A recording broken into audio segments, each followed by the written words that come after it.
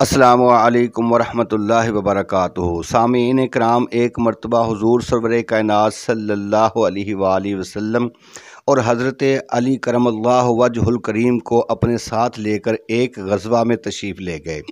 حضرت امام حسن اور امام حسین رضی اللہ تعالی عنہما دونوں شہزادے گان ابھی بچے تھے، اور حضرت امام حسین رضی اللہ تعالی عنہ ایک دن گھر سے نکلے اور چلتے چلتے مدینے کے ایک باغ میں آ کر درختوں کے نیچے کھیلنے لگے۔ آپ کھیل رہے تھے کہ ایک یہودی جس کا نام صالح بن رفع تھا اس طرف سے گزرا، اور اس نے امام حسین رضی اللہ تعالی عنہ کو کھیلتے ہوئے دیکھا تو قریب آیا اور امام حسین کو گود میں لے لیا اور گھر لے جا کر چھپا دیا۔ انتظار کرتے کرتے سارا دن گزر گیا۔ جب عصر کا وقت بھی گزر گیا تو حضرت سیدہ فاطمہ الزہرا رضی اللہ تعالی عنہا کی بے چینی بڑھ گئی اور زار و قطار رونے لگی۔ اسی پریشانی کے عالم میں 70 مرتبہ حجرہ سے باہر تشریف لائی کہ شاید کوئی حسین کو لا رہا ہو یا کوئی نظر آئے تو اسے حسین کی تلاش کے لیے بھیجوں۔ آخر بڑے شہزادے کو فرمایا کہ اے میری جان کے ٹکڑے، تم ہی جاؤ اور اپنے چھوٹے بھائی حسین کو ڈھونڈ کر لاؤ۔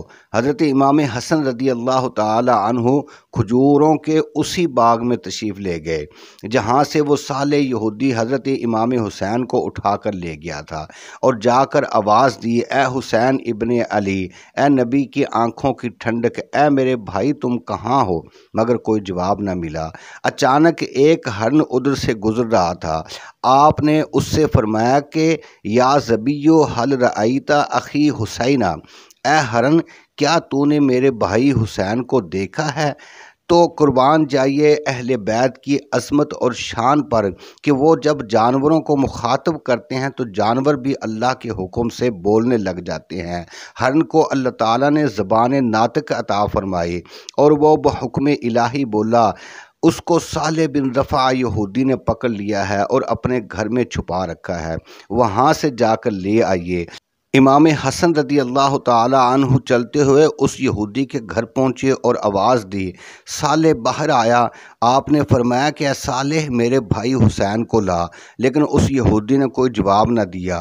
آپ نے دوسری مرتبہ پھر فرمایا کہ اے صالح میرے بھائی حسین کو لا، ورنہ میں ابھی اپنی والدہ سے جا کر کہتا ہوں تاکہ وہ ایسی دعا کرے کہ روئے زمین پر کوئی یہودی باقی نہ رہے۔ صالح یہودی امام حسن کی اس ذہانت پر حیران ہو گیا کہ چھوٹی سی عمر اور تلاش میں ایسی دانائی کہ آخر چور کو پکڑ لیا۔ عرض کرنے لگا، صاحبزادے تمہاری ماں کون ہے؟ آپ نے فرمایا کہ میری ماں فاطمہ الزہرا ہے۔ صالح نے کہا، ہاں تمہاری ماں کو تو میں جان گیا، مگر تمہارا باپ کون ہے؟ آپ نے فرمایا کہ میرے باپ شیر یزداں شاہ مرداں علی اسد اللہ الغالب۔ صالح نے کہا، تمہارے باپ کو بھی پہچان گیا، اب اپنے نانا کے متعلق بتاؤ، وہ کون ہیں؟ تو آپ نے فرمایا کہ وہ ہیں خاتم النبیین رسول الثقلین حضرت محمد مصطفیٰ صلی اللہ علیہ وآلہ وسلم۔ یہ تمام جواب سن کر اس نے کہا، اے جگر گوشہ مصطفیٰ صلی اللہ علیہ وآلہ وسلم، اس سے پہلے کہ میں تمہارے چھوٹے بھائی حسین کو تمہارے حوالے کروں، مجھے بھی اپنے نانے کا کلمہ پڑھ کر دائرہ اسلام میں داخل فرما لیجیے۔ حضرت امام حسن رضی اللہ تعالی عنہ نے صالح یہودی کو اپنے نانا کا کلمہ پڑھا کر مسلمان کر لیا۔ جب صالح یہودی مسلمان ہو گیا تو وہ گھر میں داخل ہوا اور شہزادہ حسین کو گود میں اٹھایا اور کچھ اشرفیاں بھی دے کر آیا اور امام حسن کی خدمت میں بطور نذرانہ پیش کی۔ امام حسن اپنے بھائی کو لے کر گھر تشریف لائے اور فاطمہ الزہرا کے دل کو راحت پہنچی۔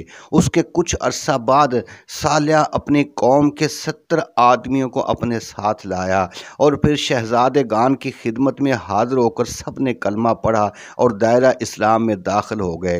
پھر صالح حضرت بی بی فاطمہ الزہرا رضی اللہ تعالی عنہ کی خدمت میں حاضر ہو کر عرض کرنے لگا کہ اے بی بی فاطمہ الزہرا، میں نے ننھے حسین کو اپنے گھر میں چھپا کر بہت بڑا گناہ کیا ہے، لہٰذا آپ میرے اس قصور کو معاف فرما دیں۔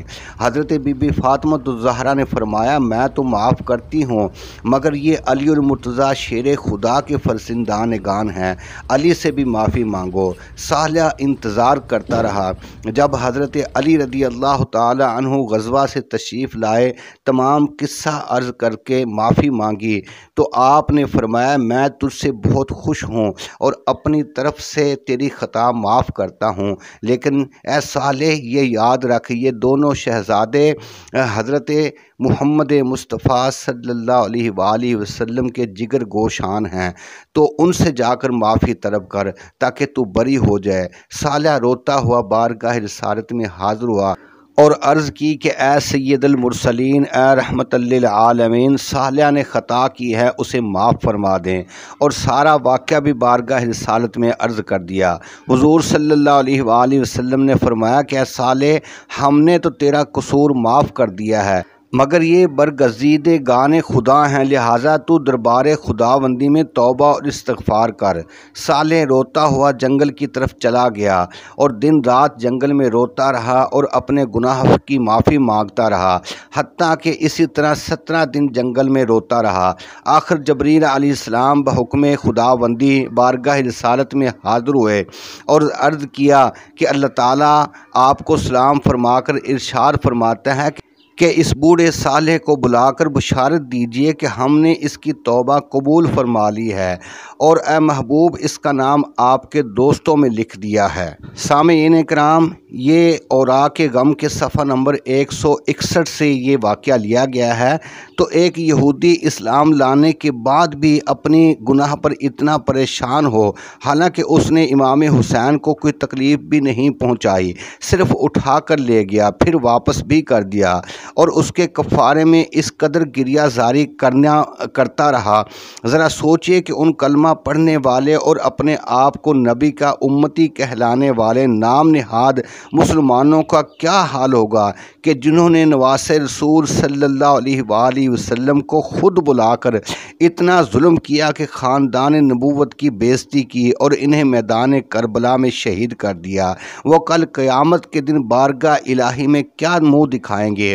اور سرکار دو عالم صلی اللہ علیہ وآلہ وسلم اور حضرت بی بی فاطمہ الزہرا اور حضرت علی المرتضیٰ شیر خدا رضی اللہ تعالی عنہ کو کیا جواب دیں گے؟